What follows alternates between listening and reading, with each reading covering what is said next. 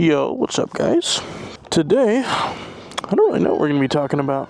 We're going to end up talking about something. I guess we'll kind of figure it out, but for starters, just did some maintenance today, and this is the first time I've actually done any real maintenance on this bike. Like, I put the crash bar on, I've adjusted the handlebars, but today's the first day I've done any kind of maintenance. First thing I did was new transmission and primary fluid, which you can do by, some people take off the whole derby cover and like fill it up from there. There's like a drain plug at the bottom.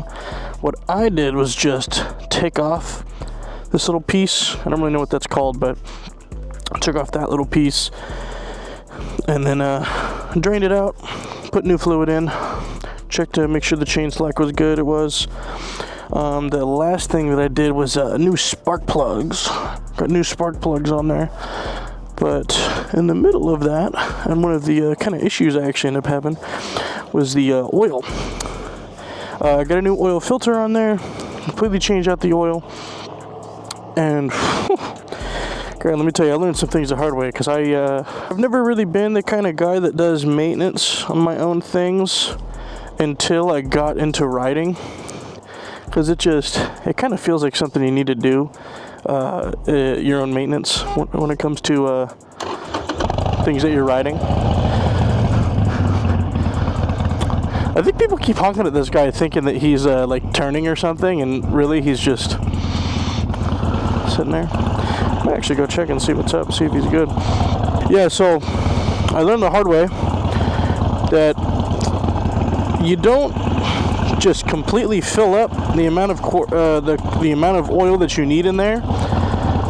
You need to check it when you're getting in the last quart. My neighbor was talking to me. He was like showing me his bike and shit as I was doing my maintenance, and we were just talking the whole time. And he was talking to me like about his job and shit as I was like filling up the oil, and I was just being kind of an idiot, and I ended up completely overfilling it.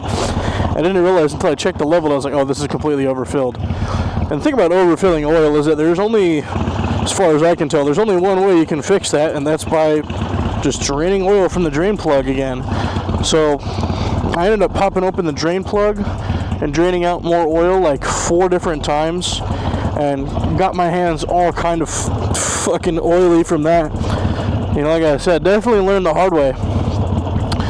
Next time I do shit myself, I am definitely taking it slow with the last quart, because that was not fun.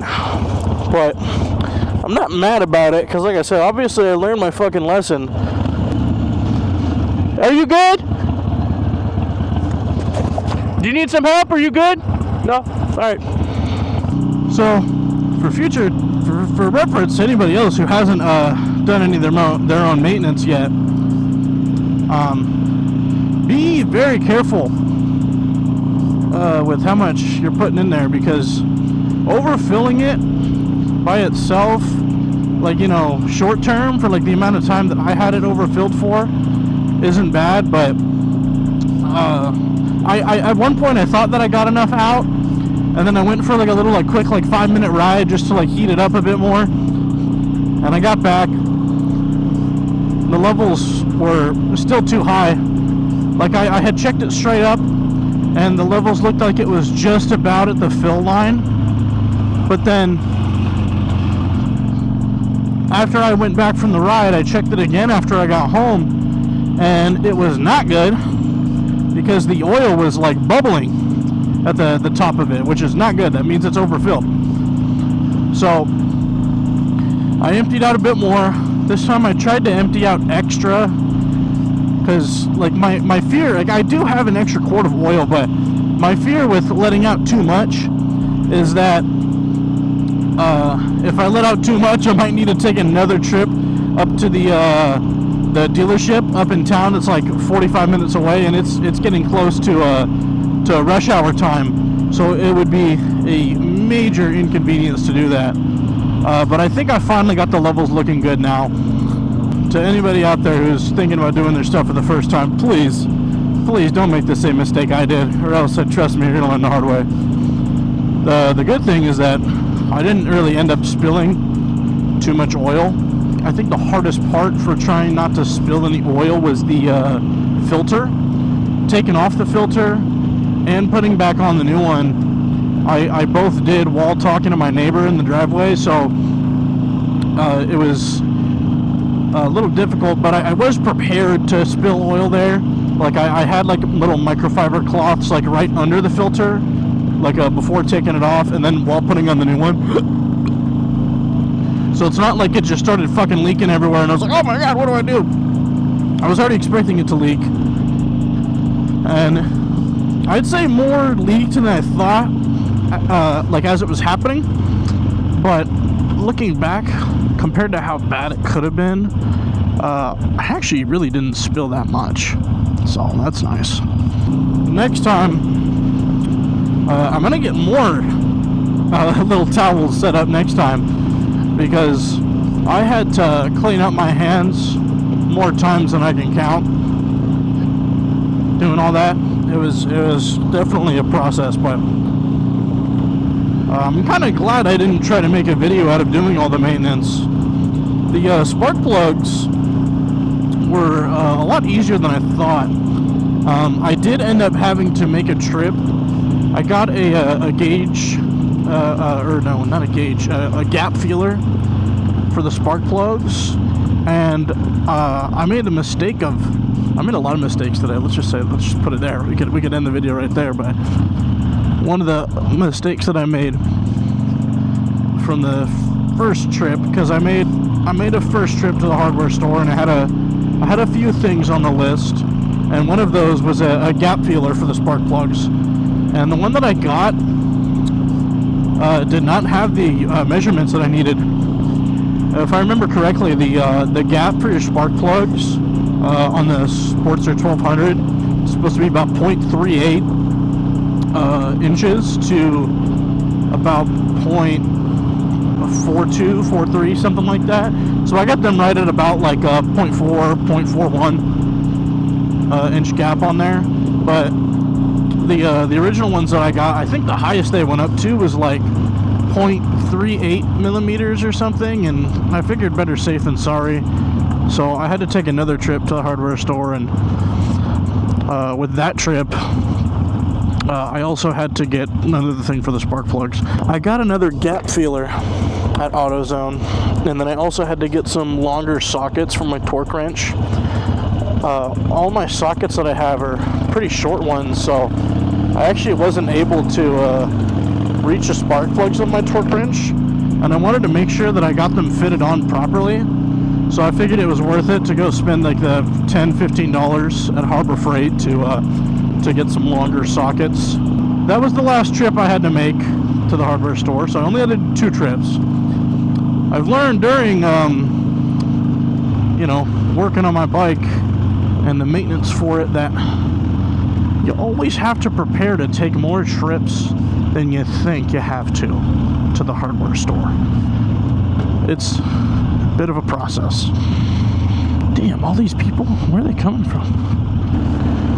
I don't really want to go beside people here.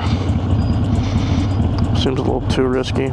Honestly, even with all that, I'd say the spark plugs were probably the easiest thing to do. Like, I guess the primary and transmission fluid was relatively easy. Like, that definitely wasn't too difficult. But just because I'm an idiot and I overfilled the oil, doing like the regular like engine oil was definitely the hardest thing that I had to do. So next time I just gotta not overfill it and be a little bit more attentive.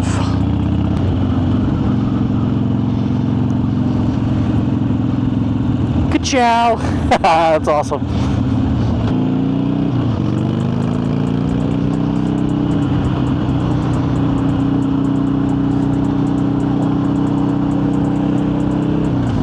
I don't even know where we're going. I'm kind of just riding around right now. Of course, we're here in the fine city of Maricopa, Arizona, so the traffic is absolutely awful.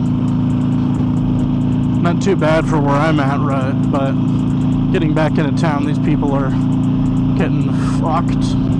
It's kind of how it is every day here. I've never really done too much maintenance on my own when it comes to vehicles. You know, I've really only done basics. Like, I've always known how to do an oil change, but the mechanic that I go to always had such a good price on oil changes that I never really felt the need to change my own oil when I could just get it done by a professional. So I never changed my own oil on a car, even though I knew that I could do it.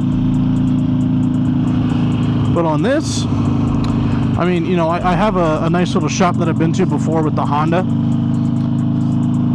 and they're really nice people there. I like that spot. But I don't know, I feel like all this stuff I can really do myself, you know. Maintenance on a motorcycle feels a lot easier to do than it does on the car, at least to me personally. But, you know, like, being a rider, I feel like you're a little bit more attached to your bike than you are to your car. I mean, I guess that's specifically because I'm into riding, whereas, you know, like a car guy, you know, most people that have a car don't really do their own maintenance on them, you know, me included. Whereas, you know, most people that ride bikes end up doing their own stuff. And that just kind of brings more enjoyment to riding, is doing your own stuff. You know, after I finished doing everything today, man, I felt great. There's the golf course. Look at all the old guys here. You can see a nice little Corvette.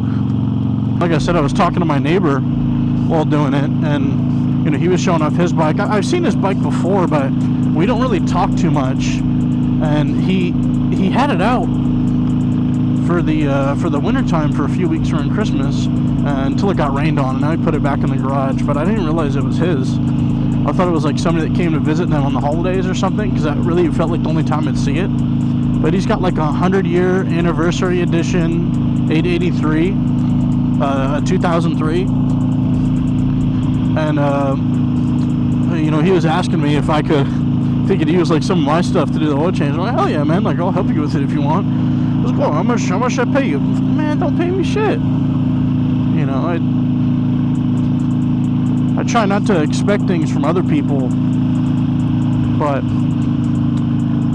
you know, I'd like to have somebody who lives close to me who could also help me with that stuff. So, you know, I feel better helping him. You know, just knowing that you helped, you know, your next door neighbor definitely sounds a lot better than, you know, getting a little bit of money from it. You know, if I got a day off, I ain't got shit to do, I'd much rather help him out for free than to make the guy pay me for it. You know, it's kind of unnecessary, especially with, you know, oil change. It's something that's gonna end up being pretty damn easy.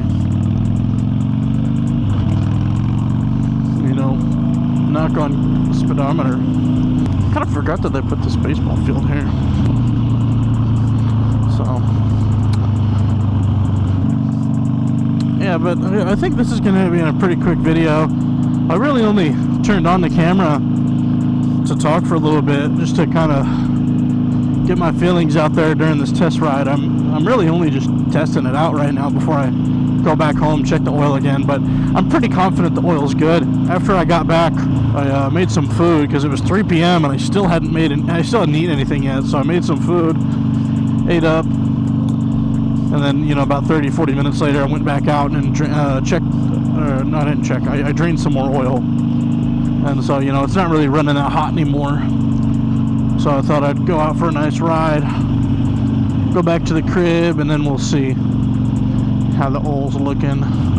I can imagine that the level is looking good.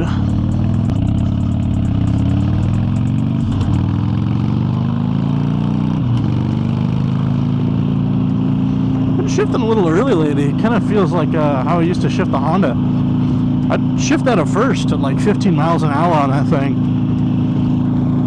Whereas at this, I don't really need to shift until like 30s, but I'm kind of shifting at like 20 lately. But anyways, I'm gonna head back home. I'll probably end up putting in a little clip of me checking the oil, and then I think that'll end up being the end of the video. So, alright. So now Let's check our oil level. Okay, wipe it off. Put it back in.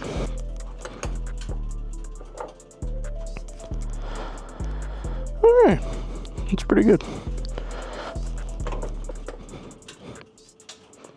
And we're all done.